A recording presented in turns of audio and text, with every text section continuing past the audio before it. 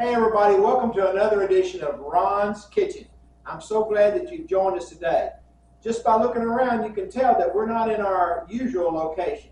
But we're today at Ron's Catfish in Jonesboro, Arkansas. And I've spent about the last 30 years here at this place cooking up some catfish for all of Northeast Arkansas and Southeast Missouri. And we're so glad you joined us today. Over the years, I've been asked many times, Ron, what's the secret to good catfish? And really, there's no secret at all. It's just using great quality products, great catfish, great breading, good oil, and cooking things at the right temperature. Basically, the things you would do for any type food that you're cooking. So today, we're going to talk about that. All right, folks, what we have here is our catfish. These were originally 5 to about 7 ounce catfish fillets that we have split in half. And these are what we serve here at the restaurant. They're seem to have worked out real well for us. We've enjoyed cooking these over the years, and the customers seem to like them. But you'll notice that I have these here in a colander, and that is to drain the excess water off of them. And because you don't want your catfish real wet when you're rolling it, because it takes on too much cornmeal, and you get a hard, crusty outside, and sometimes you don't get the inside done. So we like our catfish kind of what we call dry. It's not really dry, but it's just moist enough that it takes on a light coating of cornmeal that we'll show you here in just a minute. So we'll let those do their thing. We'll put those over here. And I want to show you about our cornmeal breading. We do not batter fish. We bread fish. And this is the breading that I have already mixed up here for you. And basically what it is 4 cups, or rather 8 cups, of yellow cornmeal. Now I know in the frame here you're seeing white cornmeal, and I want to tell you about that in just a few minutes, but we use yellow cornmeal for the fish breading because it gives it a really nice golden brown color. So about 8 cups of cornmeal, 4 cups of flour, either all-purpose or self-rising, it really doesn't matter, and about a half a cup of salt. And you might adjust the salt, up or down, whichever way you like it. We like ours a little on the salty side here. So this is all that we put in our original catfish breading mix. We do have a Cajun mix that we use, which has some proprietary ingredients in it. You could put pepper in this. You could put other seasonings, garlic, onion powder, whatever you want to do. But what we use here is just a recipe that I just told you, and this seems to work out good for us here. All right, so now that we've got our cornmeal breading out of the way, it's time to make some hush puppies. You know, you can't have good catfish dinner without having some good hush puppies on the side. So we're going to show you how we make the hush puppies here. And this is something that everybody's got their own way to make hush puppies. Some people like jalapeno peppers in them.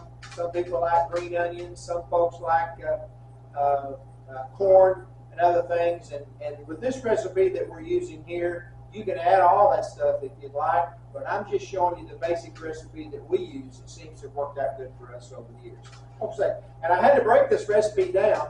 Normally we make 50 to 75 pounds of this hush puppy mix at a time, and I didn't know how to make it any smaller, so we had to do some work on that to get that broke down for you. But anyway, I think it's going to turn out real nice.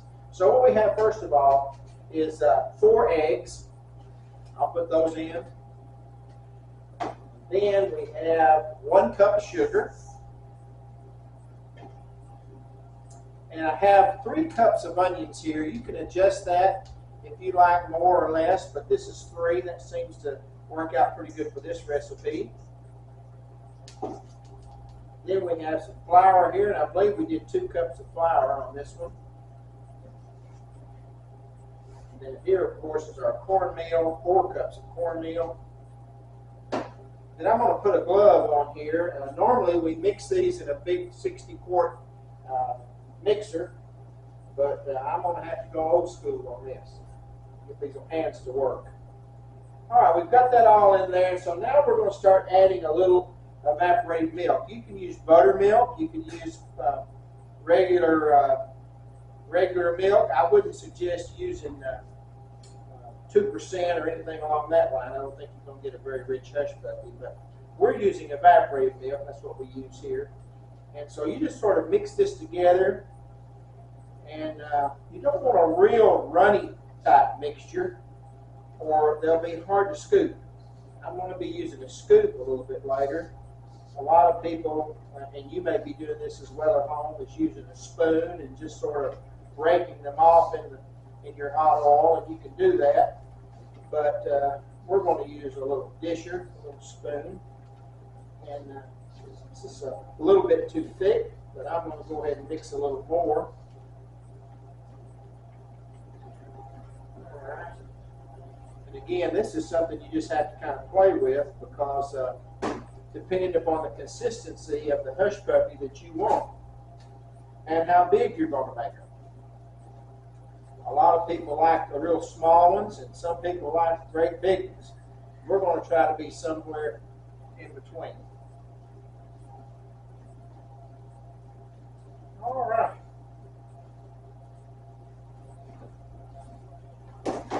That looks about like the right consistency right there for what we do here. And I think that's going to be easier to work. Easy to work. Let's see here. I do have my scooper somewhere. And I'll just, well, I don't know where it is, but anyway, I think that's about right there. That's a consistency. You don't want them real runny. It looks out real good. And these are a lot better if you make them and let them sit overnight in the refrigerator. You'll have a lot more flavor. Well, we're going to cook some up in a minute. Those are going to be some that I've already cooked, or rather I've already made, and then we've had in the refrigerator. So, and by the way, this should keep 2 or 3 days in the refrigerator if you want to keep them that long. I wouldn't suggest keeping them longer than that, but after about 1 day in the fridge, they're great, and I think you'll have good luck with this. Again, if you wanted to add some whole kernel corn to this, you can do it at this point, or jalapeno peppers, or anything you want to add in there that you like. But again, this is our standard hush puppy recipe. All right, folks, here's the finished product again, the hush puppies. These are the ones that I made last night, and they've been in the refrigerator and doing their thing. And so this is the ones we're going to use today. They'll be a lot better. They'll have a lot more flavor to them. Now, one thing you want to do on these hush puppies is once you take them out of the refrigerator, you need to let them warm up a little bit, or you'll just have hard bullets when you fry these if they're real cold. So you want to let them warm up. We've had these setting out about 30, 35 minutes, and so we'll get ready to make some now. All right, so what I'm doing, I'm taking this little scoop here. This is actually a cookie scoop. It's a size 50, and you can buy different sizes at any kitchen gadget store or Walmart or wherever you want to go. This is the size that we use to make all of our hush puppies. This is, again, a number 50, and they make them some with some real wide bases on them, but I don't like them because you make as many hush puppies as we do, it wears out that old wrist. I know all about it after 2 carpal tunnel surgeries. So anyway, all right, so here we go. So what we want to do, and I don't know if you can see that, you want to just put your scoop in there, and you don't want to start packing it in like this right here, because that's going to make you have a real hard hush puppy. What you want to do for a light hush puppy is just maybe drag it across and let it kind of come out like that, okay? And I'm going to drop these in. And again, you don't want to, when you're dropping these in, you don't want to be up here this high dropping them down, or you're going to get splattered and get burned. So you want to get down here real low to your fryer. Now, I know a lot of you don't have commercial fryers, maybe all of you don't have commercial fryers at home, but you can do this same thing on the stove top. You can do the same thing with a Fry Daddy. 350 is a little too hot, but we're cooking at 325. And we're just going to let these kind of do their thing. I'm going to put quite a few in here because actually the more you put in, the less turning you have to do, because these will only cook on one side if you don't watch it. So we're cooking several. We'll load that up.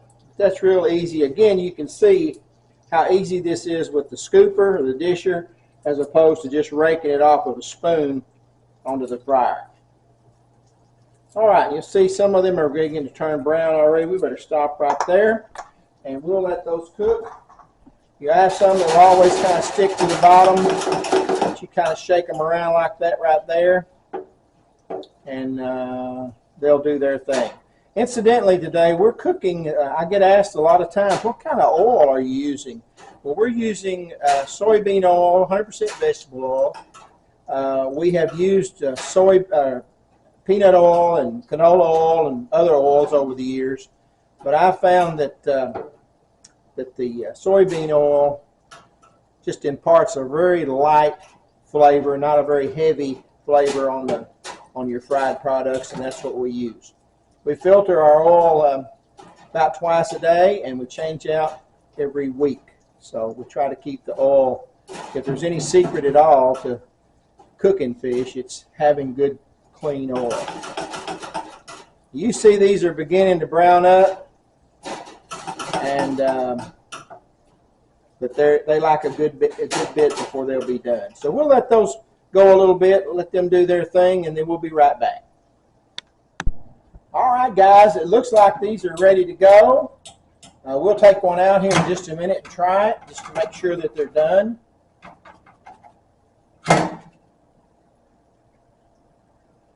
Look at that. I don't know if you can see that or not. That's beautiful. You want them a little bit more done than golden brown, because depending upon the size that you make, I don't know, I would say these are about 1.5 inches around, something like that. And but they turned out real nice. I'm going to cut one open to make sure it's done before we go any further.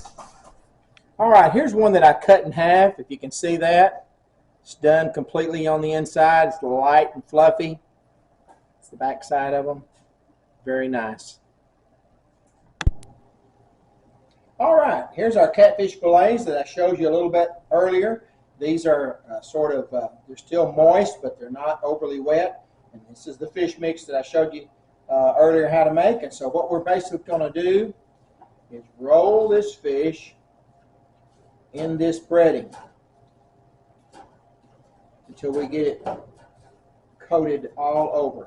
You'll notice you can still see the fish through the coating, through the breading. It's not on there so thick that you can't see still see the product. You see that? It's going to be a beautiful piece of fish there.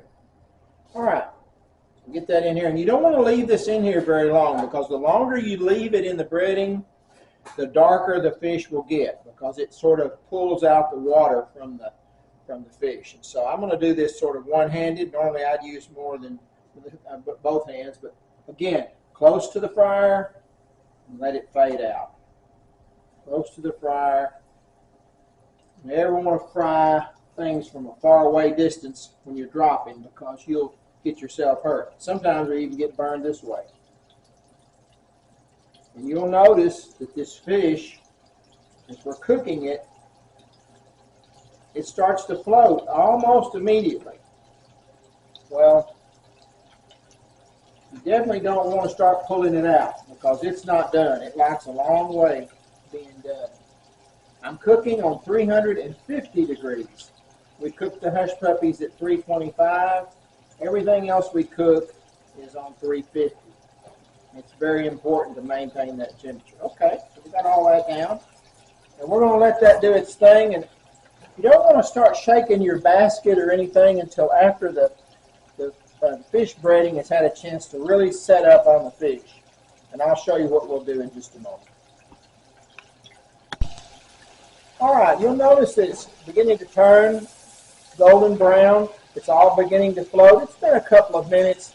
It's not done yet. It needs to go about 7 or 8 minutes for a size of the amount of fish that we're cooking now. If we had both of these baskets loaded down heavy, then it might take longer than that. But since we're not cooking that much, just for demonstration for you today, it won't take nearly as long to cook it. Also, as I mentioned earlier, this fish was not real wet, and so that will make it cook faster too. When conditions are right and everything's the way it ought to be, 8 to 10 minutes, and you're going to have a good product every time. All right, we're back, and our fish is looking real good here. We pull it up, and we'll do a little check. Well, the way we check it here is we feel this inside right here. Of course, this is the outside, and it'll always be a little bit firm and hard, but this inside is what you need to feel that. And when it gets firm, it's ready to go. That's beautiful. All right, let's plate it up. All right, we'll shake off that excess oil. Put that in our bowl there. Maybe you can see that. That's beautiful. Golden brown. Beautiful. All right, let's go plate some up and eat it. All right, we're back, and I've already plated up some slaw and French fries. This slaw I made earlier today for a catering job, and so we had some of that left over, and so we're going to use that today. I'm going to take a couple of our Hushpuppies and put on each plate, and I'm going to take some of this fish. It's still real hot. 1, 2, 3 for each of us. Well, I broke that one, sorry. I'll eat that one later. And that's a nice one right there. Now, I don't know about you, but I like pickles on mine. And so I'm going to pull out some pickled tomatoes, rather. One of my favorite things. Put that on the side. And if you like dill pickle, we have that too. It's a good way to have it. All right. All right, and there we have it, our traditional catfish dinner. Looks great. I'm going to show you the inside of one of these catfish fillets. This is the one that I broke just a minute ago. But you see how light, flaky that is? Tender, beautiful white meat. It's very, very clean tasting, no muddy taste at all. I think you'll really, really like that. I know I'm going to enjoy it. Woo-wee, honey, that fish is good, I'm telling you. Well, thanks for joining us today. I appreciate you so much, and I look forward to seeing you again. Until then, God bless you, and I love you.